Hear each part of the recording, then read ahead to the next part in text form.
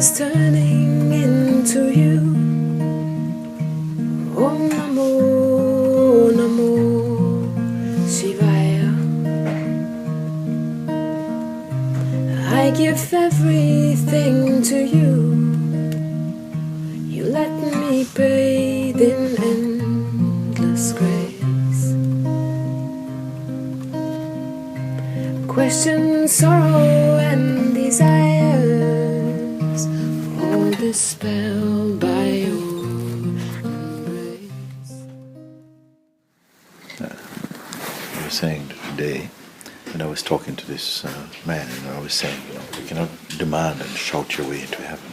But I kind of could have continued to really say, you can shout your way into heaven if your heart is humble, Because I remember the story of Ramakrishna sometime. He would demand, of Kali, you must sort it out. I am not, you can say to God, okay, I'm not going to eat until you answer me. You see, like Kanapa was a hunter, and he used to hunt, and then he would bring what he hunt and present it, make offering to Shiva. And then one time he brought this offering, and then he could not feel Shiva.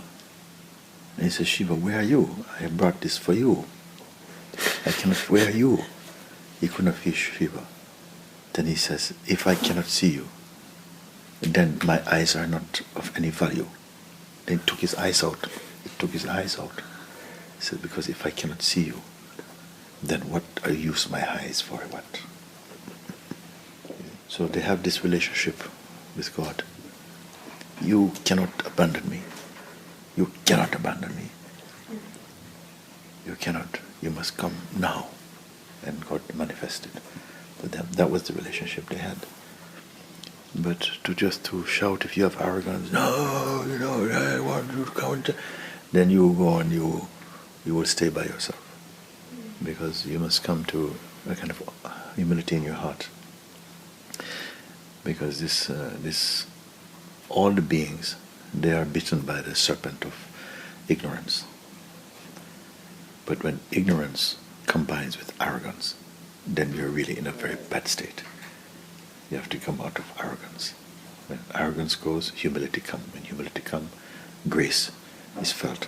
When grace is felt, the presence of God is right there. You can be demanding. There are some expressions of bhakti that is like that. You say to God, listen, it is your fault why I'm going through all these things. It is your fault. Why you give me a mind like this? Why you give me a mind like this? And nobody wants this kind of mind. Why you give me? So you sort it out. And then God come, okay, all right, okay, you got me, okay, come, forget about it. Some relationship like that. But they're full of love, They're not full of disrespect or arrogance. Many times. Myself also, I said to God, listen, don't bother give me any test because I'm going to fail. Don't give me because I'm lazy. Okay? I don't have much of an attention span. So don't give me anything complex, okay? Because, if you do this, then you have to sort it out. I always went to God and say, if you give it, you have to sort it out. Because why you try to test me? You already know I'm going to fail, as me. So the only way it can be is you sort it out. Then I said to God, because one time I was not thinking or nothing, just sitting down. People would come and just sit, and it was okay to sit. And then some people came, English people, they started a lot of questions. I said, I can't answer this question. So I speak to God, why are you bringing these people here? If you're bringing them here, you have to put the words in my mouth to speak to them, because I don't know what to say to them. I just feel silence, I just want to sit down. And then this is how this talking came. This is how this satsangs come. Because I wasn't speaking, I didn't know what to speak. I just felt love, I felt silence, I was sitting in my house. Some people would come just sit. And then somehow these people came. I can see now as I'm speaking, I see this man sitting in the chair asking these questions, when the mind goes like this. And my consciousness feels, I said, what is, I don't even know what he's talking about. I said, but you bring these people here. Then you must put the words in my mouth to speak to them, because I don't know how to speak with them. And they're coming and they're bringing their friends. Because even with Papaji, I never learned self-inquiry with Papaji. Or inquired with us, but you are this thing, or you are not this thing. But I never learned it. It was only through this, and then somehow, after gradually people start to speak, and I understood, okay, as they asked the question, I could see the answer inside my heart, and I just spoke with them. Then it became more and more, and more and more, and more and more clear like this. So you can have this feeling. It is also a legitimate expression of the consciousness that you have a relationship with God. With some people, God is treated like a husband. Some women, they treat God like husband. Some men, they treat God like wife. Or like a son, or like a child. You come, I look after you. They like to go and dress God. But it's a relationship people don't understand. They say, oh, it's just idol worship. But no, but there's an intuitiveness, an innerness of it, which is not, the forms are just the door. You see, the forms are just the door. They go through this door and they're into a space. It's very timeless. But outside, people see the form, they think, oh, they're just, oh, look at playing with. No, but inside, they go to God empty. This is where Bhakti and Gyana, they are one. The Gyana is also, they are looking, and they are start a bit sophisticated and very intellectual and very philosophical. But very time, they are very dry. But as they go inside, they start to fall in love. They're surprised. Even sometimes they want to resist this love. They say, oh, the love brings in duality. That's why I said this duality is good duality for the Jnani. Because this duality removes all separateness and brings warmth. It's like your blood was cold. Sometimes the Jnani, the blood is cold. They're like a snake. So when they feel the love of God, the blood gets warm. And then they feel very happy. Can you imagine to be free with your blood is cold? I remember in the time of Sri Ramakrishna also, he was very much in the form, his expression was of a Bhakta. He was a devotee of Ma Kali. And he loved Kali. Then one great Jnani of this time called Totapuri. Totapuri was like a traditional Jnani, very strict. Don't touch anything. He wouldn't stay in any place for more than 3 days because he doesn't want to become attached to it. He kept moving about. But when he met Ramakrishna, something was fascinating. He said, but Ramakrishna can speak like a Jnani, but he behaved like a Bhakta. And he had no respect for Bhakti. He said, oh, this is just foolishness. It's a stupid duality. But he was baffled by Ramakrishna. Ramakrishna could match him, you see, in his insight. And then sometimes Totapuri speaks something. Ramakrishna will go to Kali and says, why you send this man here? And he speaks all these things and he's saying that I should not bow to you. If this is true, then you must sort it out for me because I don't know what to say. And then he went back to Totapuri. Ma says that you are a joker. Ma says that you don't know what you're talking about. How can you speak? It's only a statue. He didn't understand the relationship with Ramakrishna. Then in the end, he spent the most time with Ramakrishna. He couldn't leave Ramakrishna. Ramakrishna exposed that his Gyana was not perfect yet. You see. Then in the end, Totapuri bowed to Kali. He says, okay.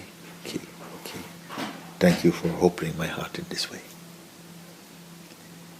It's amazing, you see. We are not a one-trick pony. You have to also know the language of Bhakti, language of Gyana. You have to know the language of the atheist. You have to know the language of Kama Yoga. You have to know them, you understand, because they're all one. We are the totality. So in every house I have to be at home. Easy. But more I prefer the company of the Bhaktas. They're warm, they're fun. The Gyanis, they're too stiff. I love them too, but I wouldn't party with them. To party with the Bhaktas. We can have fun together. No? Yes. The most interesting Gyanis have some Bhakti in them. They have to. Even Ramana had Bhakti in him. Shankara had Bhakti. Papaji, a lot of Bhakti.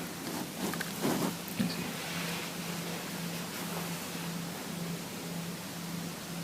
Jesus Christ, full of Bhakti. Muhammad, full of Bhakti.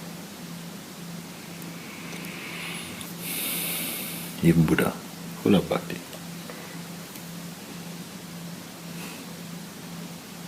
Oh, he seems very, but full of Bhakti actually. Even this J. Krishnamurti, full of Bhakti actually.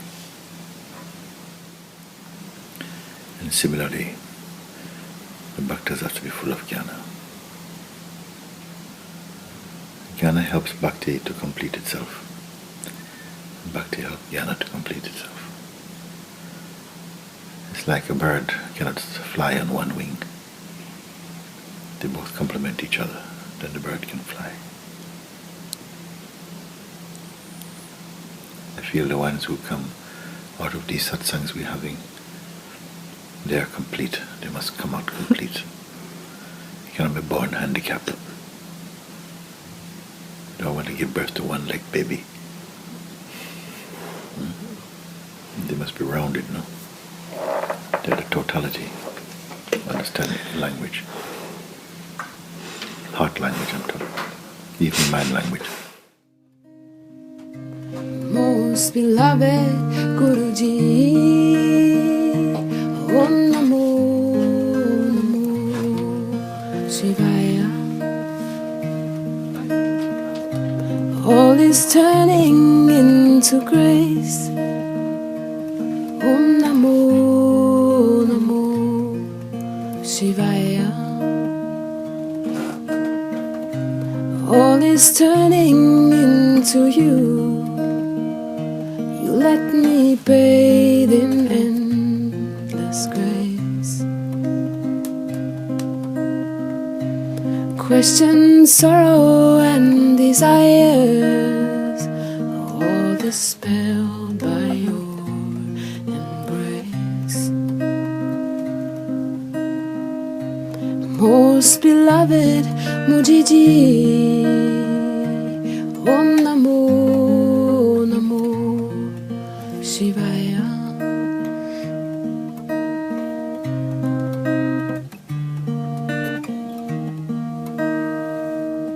All dispelled by your embrace. All dispelled